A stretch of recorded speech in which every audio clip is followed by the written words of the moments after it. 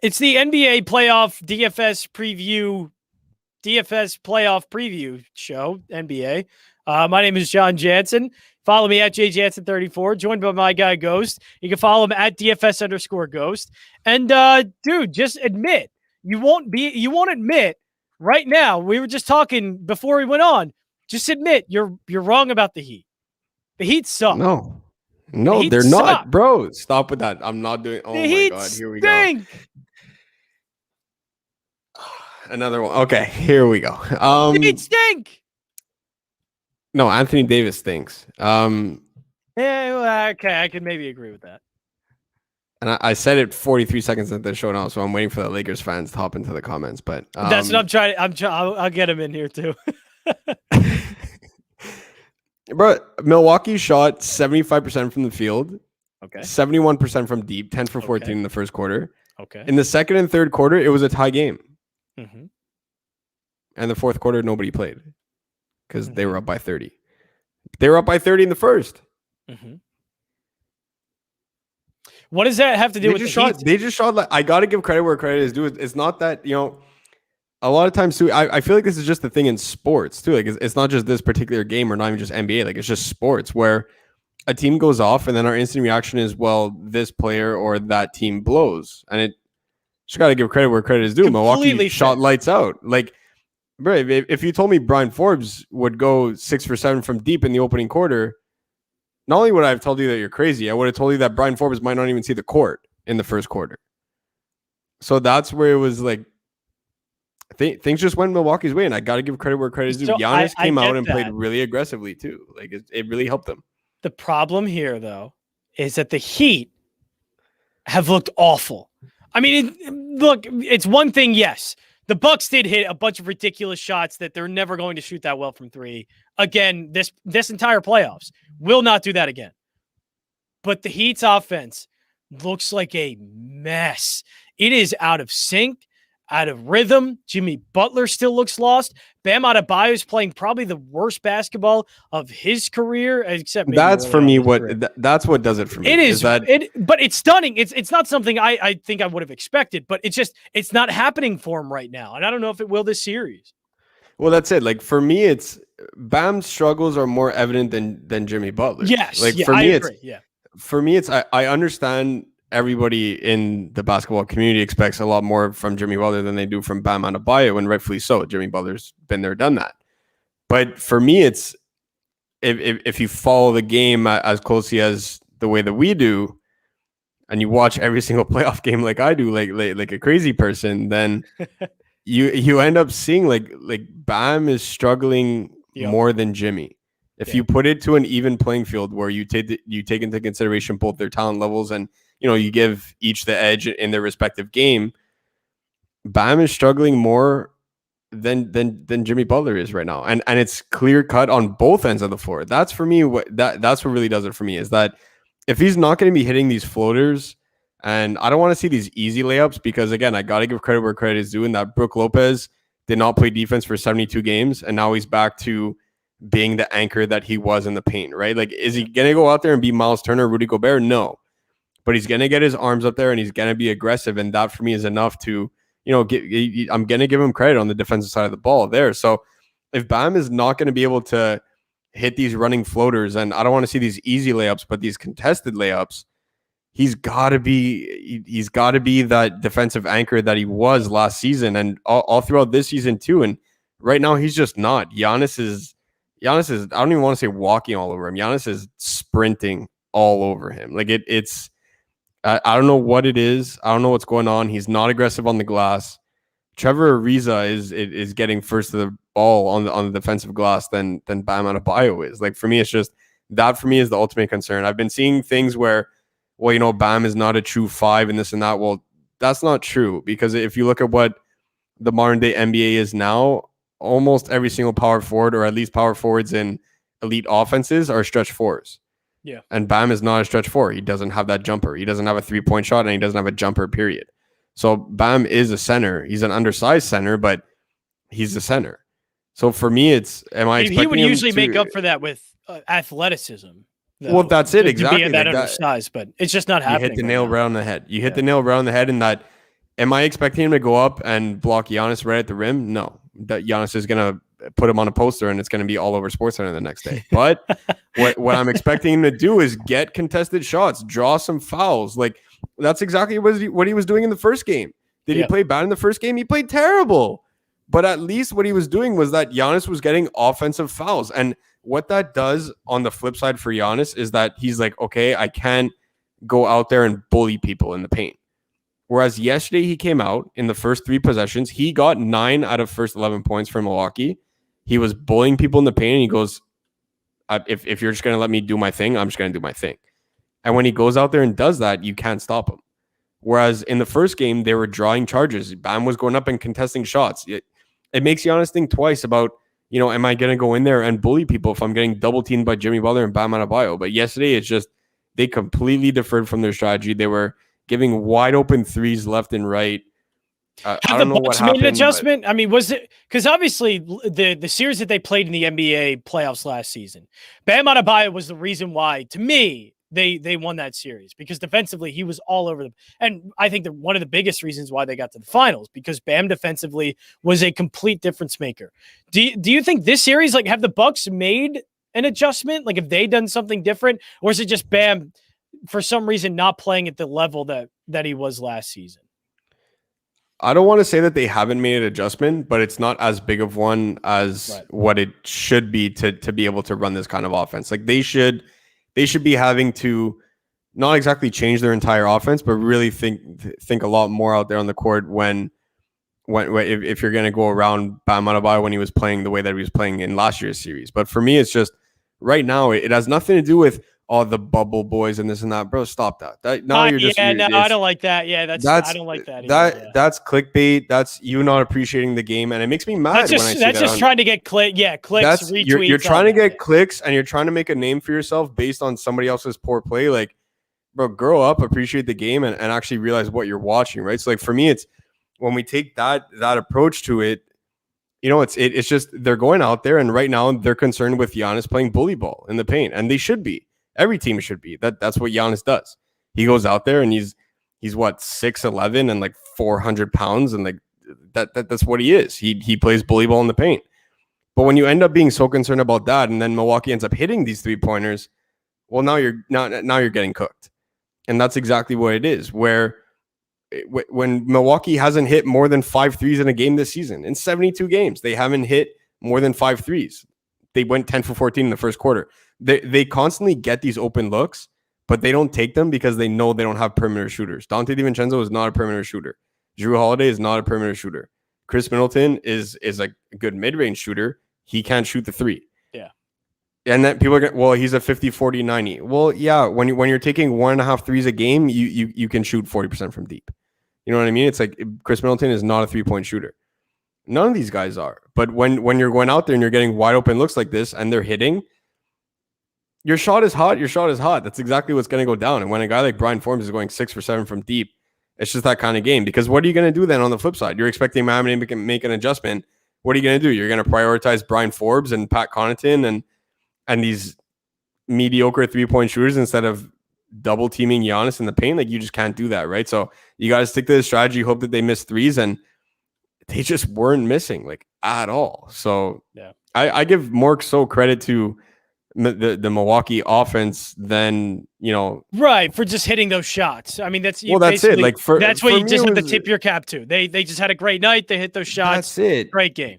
Yeah. You got to give credit where credit is due. Milwaukee offense played better than Miami's defense played poorly. That's the way that I would phrase it. If that makes sense, that's the way that I would phrase it. It's not that I'm just concerned about the Heat's offense more than anything. Yeah, I'm not concerned about the Heat's defense at all.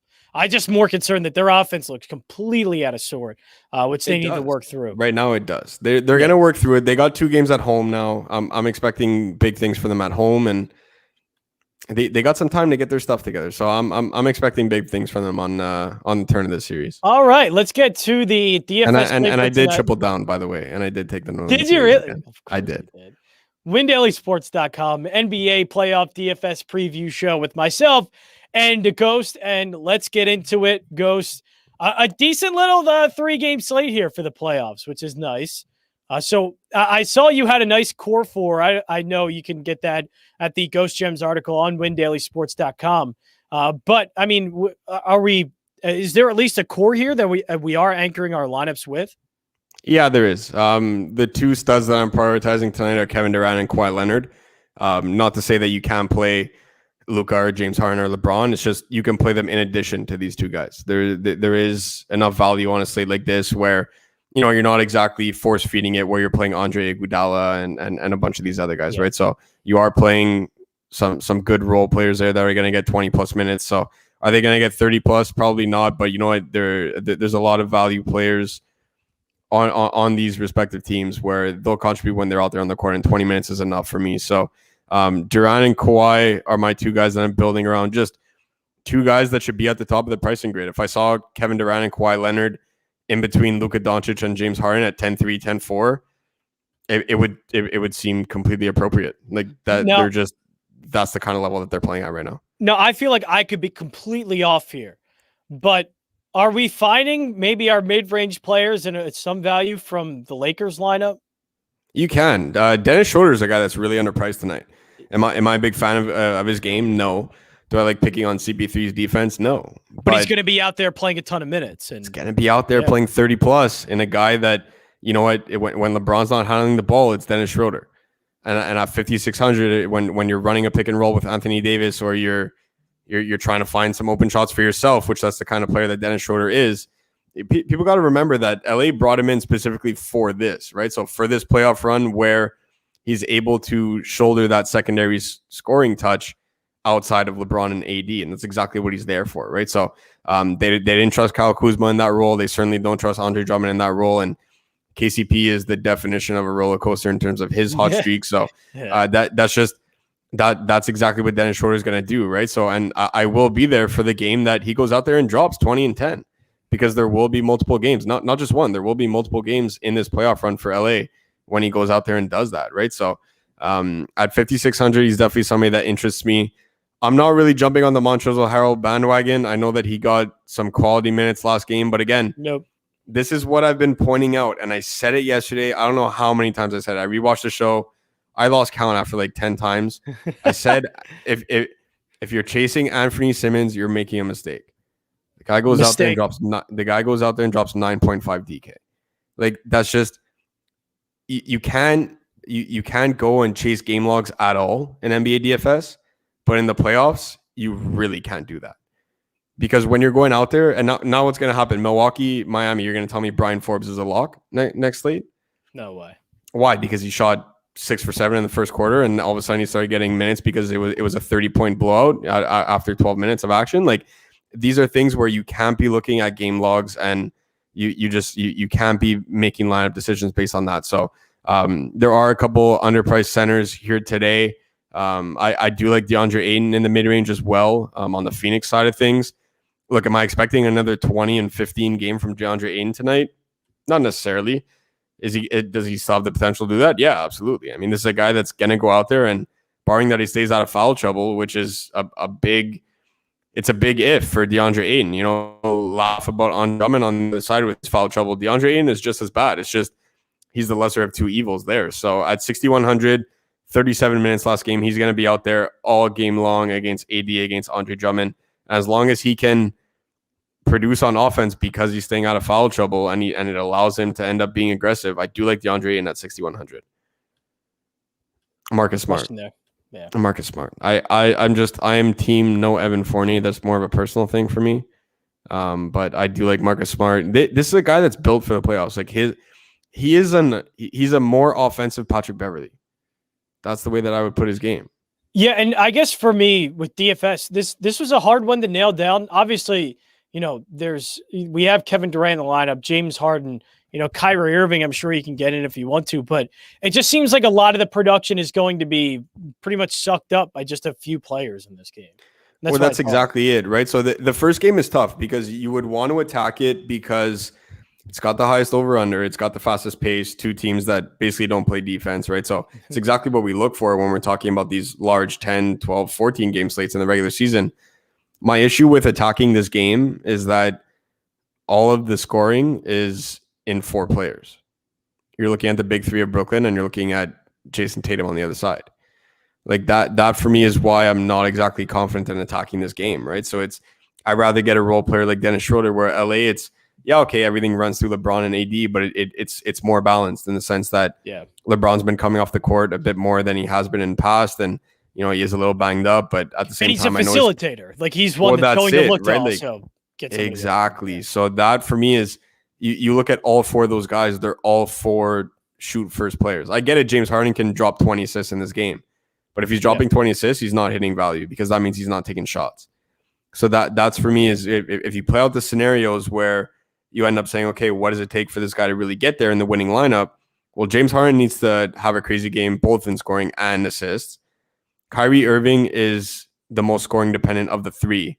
Yep. So you need it, and if he's dropping 35, 40, 45 raw, then that means Kevin Durant and James Harden aren't scoring. And are you comfortable making a lineup? I don't want to say, are you comfortable making a lineup with Kyrie Irving? Are you comfortable with a lineup under the assumption that Kevin Durant and James Harden are not scoring?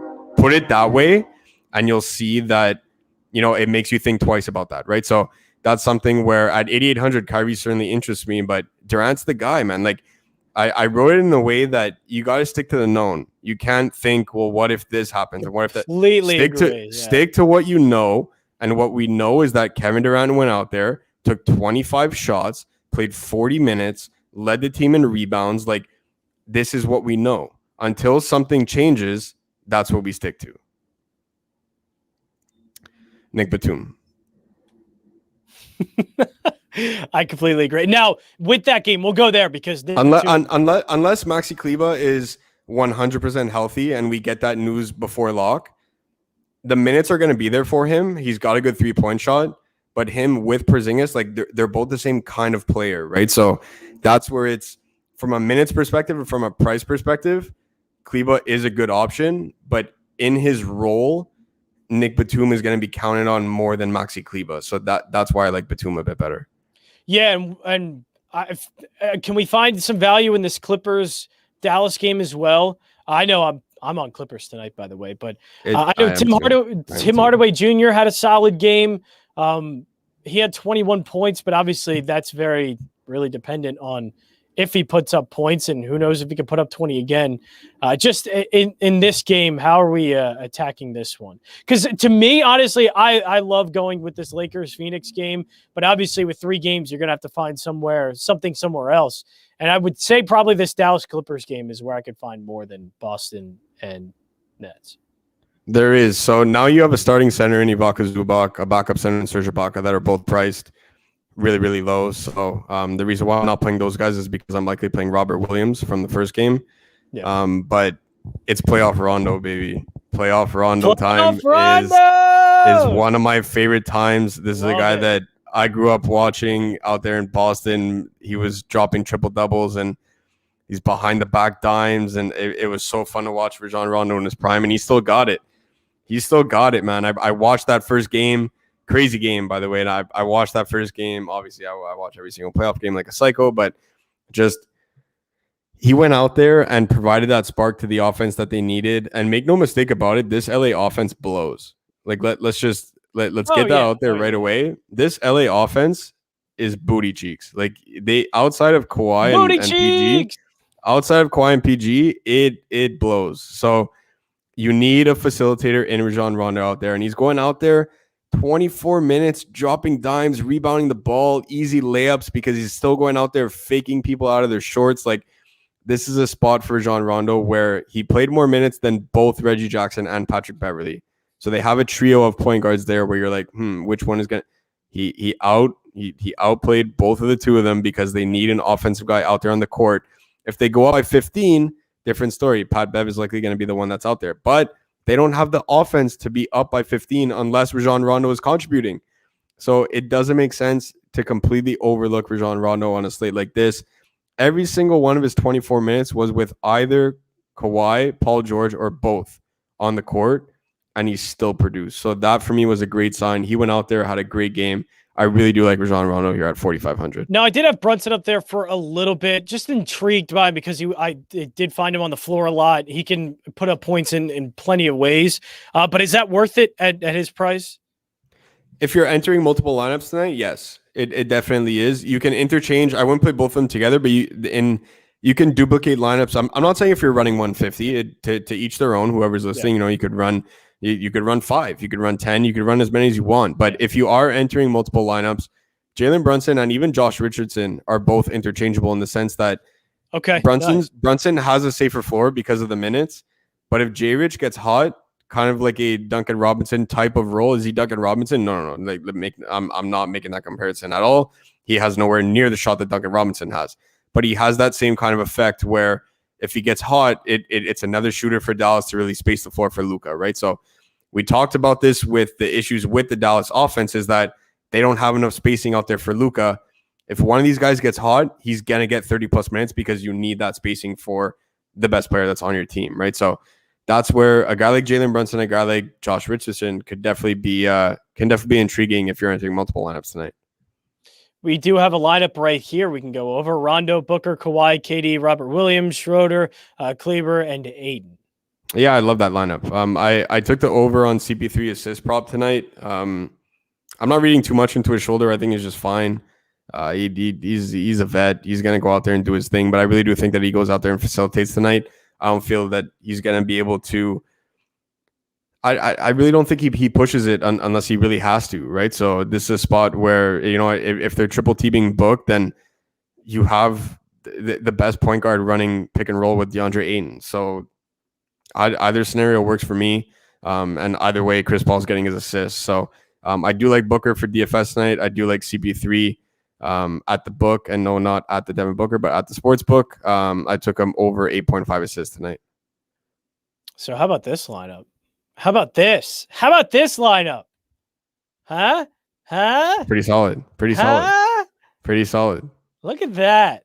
We did it. It's like the fact that you're able to, get Kevin Durant and Kawhi Leonard without compromising like guys like DeAndre Ayton, guys like Devin Booker. Like you have a third stud there. Devin Booker is a stud. Book is cold, man. This guy lives for the clutch. Yeah. Like this is a guy that's especially playoff time, perfect for a guy like man, Booker, yeah. Book is cold, bro. Like this is a spot where I really do like him in a series. No, so what I did there, I basically found a spot to put in Booker over Paul. If we can find that spot there, you're gonna do it. Especially I did it I got Batum in at 3,800, and that gave me more room to get Booker.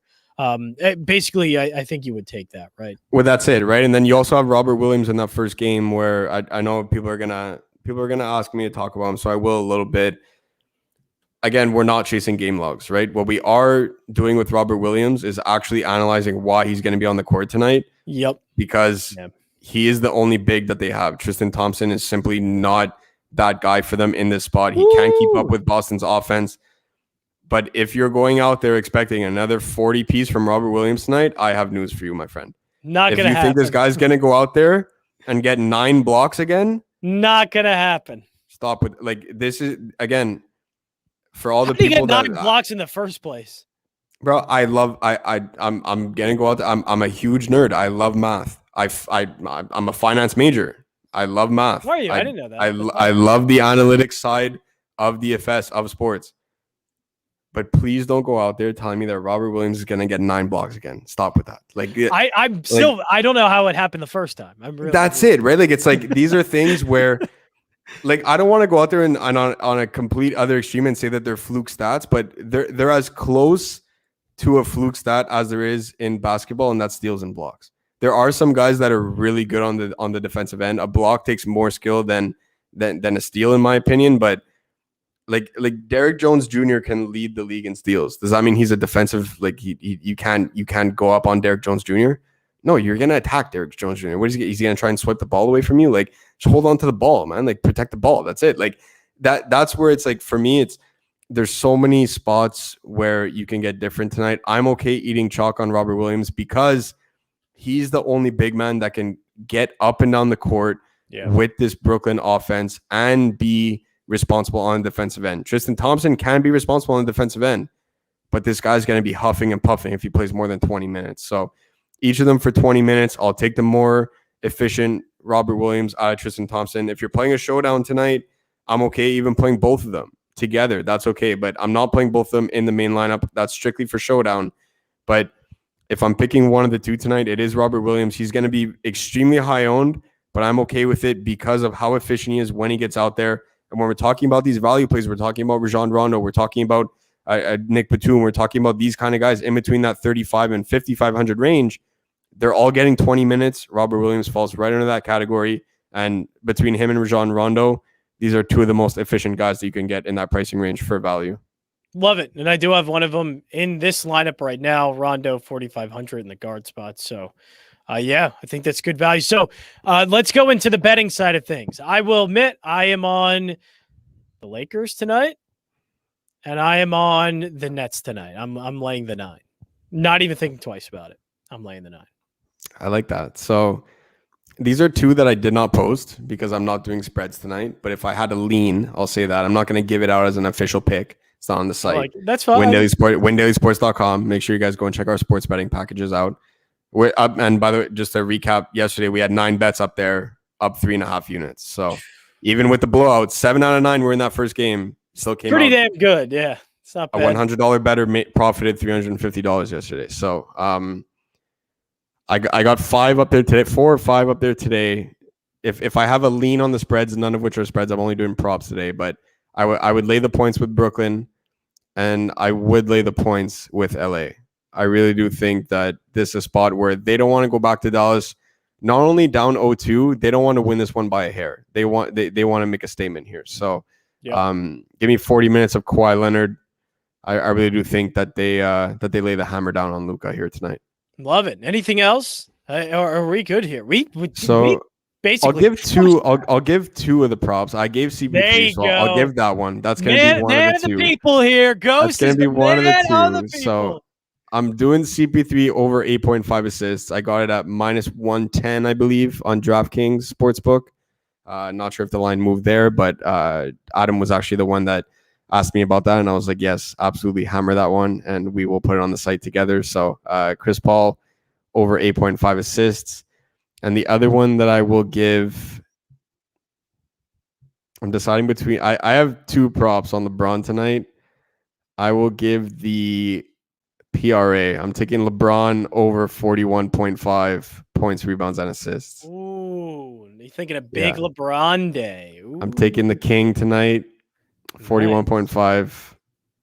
That's way too low, man. 41.5 PRA for. I think he's going to arguably the best basketball player ever. Like, this is a spot where I get it. He's boys with AD, obviously, for obvious reasons. I think he's getting fed up of these 5 for 20 shooting performances, and I think he goes nuclear tonight. Nuclear. Whether they win or not, I don't know. I'm not touching that spread, and this is specifically the game that I did not bet the spread on because everybody knows where my loyalty lies in that series. Yeah. But I will take LeBron over 41.5 points, rebounds, and assists. You could get that on both DraftKings and FanDuel Sportsbook at -110. I grabbed that. And you can check out more of Ghost Bets over at WinDailySports.com. Great place to check out, I don't know, DFS, NBA articles, Major League Baseball DFS articles, bets, monkey knife fight articles. There's a lot to check out. NFL season is approaching too. Oh, there's already a team preview up on Stobie. Let's go. Unbelievable. It's so good. Ghost, there's plenty to do. Just go to WinDailySports.com. You already go. But everybody else, go to WinDailySports.com and check it all out. Ghost, I'm going to end it here. I will give you a nice round of applause. Crushed it today. Thank you. I mean, you did so well and so detailed. We were able to literally just create a lineup right on the spot. And a damn good one, I think, too. So it was a great job today. Check it all out again. For more, WinDailySports.com. We'll be back tomorrow night, 6 o'clock again, breaking it all down here. WinDailySports.com.